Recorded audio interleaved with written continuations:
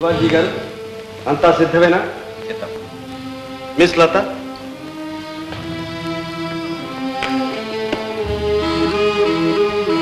దివాన్జీ, శ్రీ శ్రీ భాగ్యనగరం జమీందారికి చెందిన 250 గ్రామములను వాటికి సంబంధించిన భూవాపి కూప వన నిధి నిక్షేప జల తరుపాషాణాది అష్టభోగములను వాటి వలన రాగలిగిన శిస్తులు పుల్లరి ధాన్య ఫల ఫలితాలను జమీందారికి వారసులైన శ్రీ కేశవర్మ గారికి శ్రీ కళ్యాణవర్మ గారికి సమాన భోగ్యంగా విభజించడమైనది. ఒక్క పంచదార ఫ్యాక్టరీ మాత్రం ఉమ్మడిగా నడపవలసిందిగా నిర్ణయించడమైనది. ఇకపోతే దివాణం వారు నడుపుతున్న హై స్కూలు దేవాలయం మాత్రం మిగిలి ఉన్నాయి. వీటిలో ఎవరు ఏది తమ వాటాకు తీసుకునేందుకు ఇష్టపడతారో ఇప్పుడు నిర్ణయం కావాలి. ఆ రెంటి వల్ల ఏ విధమైన ఆదాయం లేదు, ఖర్చు తప్ప. ప్రస్తుత జమీందారీ ఆర్థిక పరిస్థితిని బట్టి వాటిని మూసివేయడమే మంచిది. చిత్తగించాలి. తాత ముత్తాతల కాలం నుంచి చేస్తున్న దైవ కైంకర్యం ప్రభువులకు అది శ్రీరామరక్షగా ఉంటుంది. దాన్ని వదులుకోవటం అంత శ్రేయస్కరం కాదేమోనని నా మనవి. అన్ని దానాలలోకి విద్యాదానం గొప్పదన్నారు. ప్రభువుల కీర్తి చిరస్థాయిగా ఉండిపోయే సంస్థ మూసివేయడం సమంజసం కాదు. తరతరాలుగా వస్తున్నాయని సాంప్రదాయమని ఎన్నో తగని పనులు, అనవసరమైన ఖర్చులు చేస్తున్నాం. మనం చేస్తున్న పనుల్లో మంచివేవైనా ఉంటే ఇవి రెండే. తమ్ముడు గారు, అన్నగారు, మీరే ఇబ్బంది పడకండి. ఆ స్కూలు దేవాలయం నా వాటాకే తీసుకుంటున్నాను. ఈ సమయంలోనే మీ అందరికీ ఒక ముఖ్య విషయం. ఈమె మిస్ లత, నా పర్సనల్ సెక్రటరీ. అంటే ఈనాటి నుంచి నా వ్యవహారాలన్నీ ఈమె చూసుకుంటారు. ఇంతవరకు నాకిచ్చే గౌరవాన్నే ఈమెకు ఇవ్వాలని, కార్యనిర్వహణలో ఈమెతో సహకరించాలని కోరుతున్నాను. దివాన్జీ, ఆమెకు వేరేగా ఒక ఆఫీస్ గది ఏర్పాటు చేయించాలి. సీత, ఎస్, అంతా అయిపోయినట్లేగా? సీత, లత, కమా. ముందు నీ సంగతి తెలుసవా? నువ్వు చిన్నబాబు గారి సైడ్ వచ్చేసే. నో నో, నేను ఒప్పుకోను. నువ్వు పెదబాబు సైడ్ వస్తే నీకు ఉన్ని బట్టలు ఇప్పిస్తేను. ఓషే, ఉన్ని బట్టలు కాదు, తన్ని ఉన్న బట్టలు ఇప్పిస్తాడు. అసలు నువ్వు నా దానివే, నేను ఎటుంటే అటే. నువ్వు చెయ్యదులు. నేను పట్టుకోనా? ఏటే ఎరుముఖమా, నన్నేమో సి అన్నావు, వాడినేమో సే అన్నావు. ఇదిగో నేను చెప్పొచ్చింది ఏంటంటే, నువ్వు ఇటు అటు కాకుండా పోతావు. చిన్నబాబు గారి సైడ్ వచ్చావు అనుకో, ఎకర నెల బోరింగ్ పంపు మాత్రం ఖాయం. నీ మూతే సెటప్. ఏదో ఇంగ్లీష్ మాట్లాడితే అవసరం వచ్చేస్తుంది అనుకుంటున్నావు నువ్వు. అది చూసుకోవా, నిన్ను చంపేస్తేను, నీ ప్రాణాలు తీసేస్తేను. నాకు అనుమానం గారా నువ్వు పెనాలు తీస్తావని. అందుకనే ఎర్రోళ్ళేం కదా, మర్రి చెట్టు తోరలో హంసం ఎళ్ళలో కట్టే నా పెనాలు తీసుకెళ్ళి అక్కడే పెట్టేవా? అంతేరా? అయితే త్వరలో దూర్తేను, గరిటెతో కుక్కసలేకురా, కుక్కసలేకు. నేను కుక్కని కాదురా, కుక్కు. నీకు పోటీ ఇస్తాను. ఏదేనురా, నీకు పోటీ ఇస్తాను. దూర్తాను.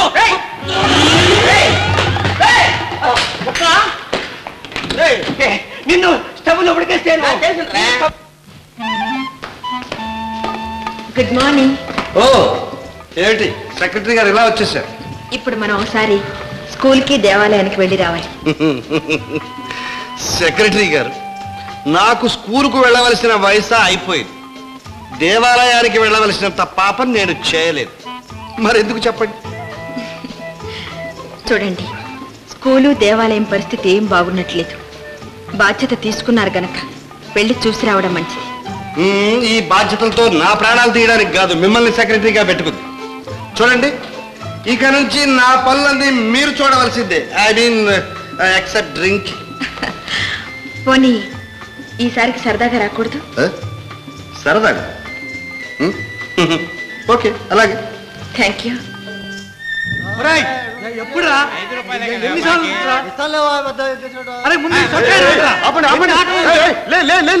ఆపండి ఆపండి.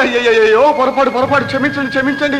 అయ్యా, తమరు వస్తున్నట్టు కొంచెం ముందుగా తెలియజేసి ఉంటే. ఇదంతా మా కంట పడకుండా దాచేవారు, అవునా? చిత్తం.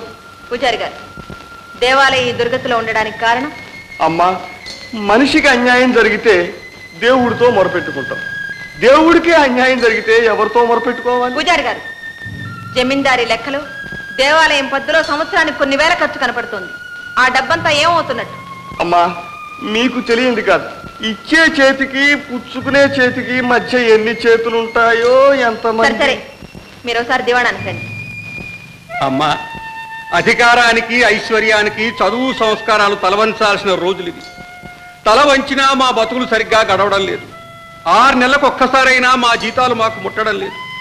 గట్టిగా ఏవైనా అంటే మా ఉద్యోగాలు విడిపోతాయేమోనని భయం. ఈ పరిస్థితుల్లో మా గౌరవం ఎలా నిలబెట్టుకోమంటారో చెప్పండి. సరే మీరు ఒకసారి దివాణానికి రండి. చెప్తాం. పూర్తయిందా?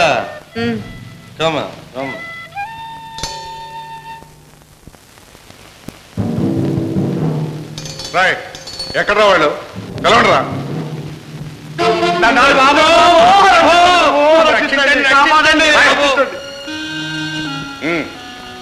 ఎన్నేళ్ళు జీతాలు రా బాకీ మీకు? అదే బాకీ ఏం లేదండి. లేదండి. రాయ్, వాళ్ళతో చెప్పారు కదా, చెప్పండి. 6 నెలలనే చెప్పామండి. రైట్, 6 6.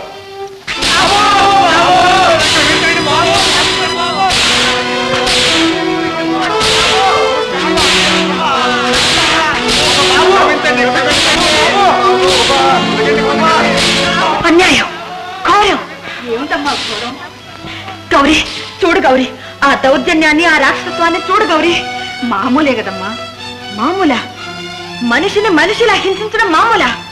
తల్లి, నీ కళ్ళకు వాళ్ళు మనుషుల్లా కనిపిస్తున్నారు, కానీ ప్రభువులకు పశువుల కన్నా హీనం. ఇంతకు వాళ్ళు ఏం చేశారని నిజం చెప్పారన్నా వాళ్ళకి శిక్ష?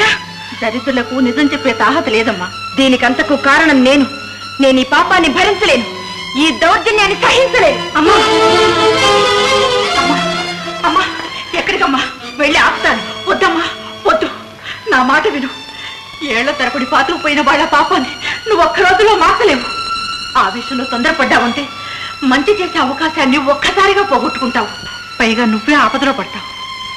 వాళ్ళు ఎంతకైనా సమర్థులు. ఇవన్నీ నిదానం మీద సాధించాలమ్మా. అంతేనమ్మా, మనకు మిగిలింది ఆ భగవంతుడి.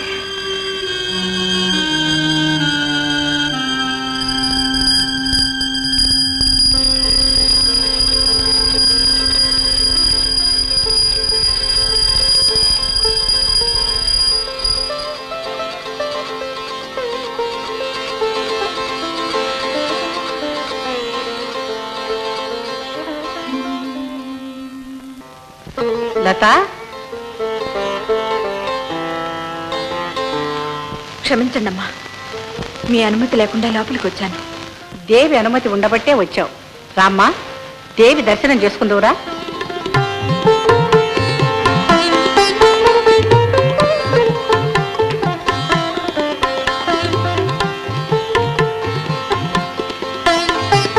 తరతరాలుగా మేము పూజిస్తున్న ఇలవేల్పు, ఆ అభయహస్తమే మాకు రక్ష.